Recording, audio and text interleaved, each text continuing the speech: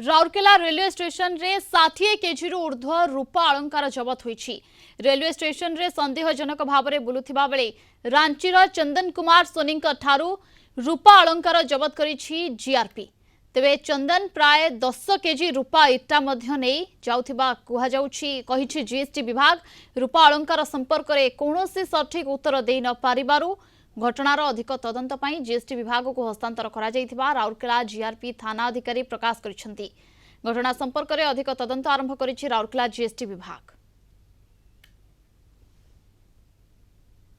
Preliminary में देखिलु कि गोटे लोकटे माने किसी माने रूपा आगरारू कि से माने छत्तीस माने झारखंड जाऊला एठी से स्टेशन रे थिला।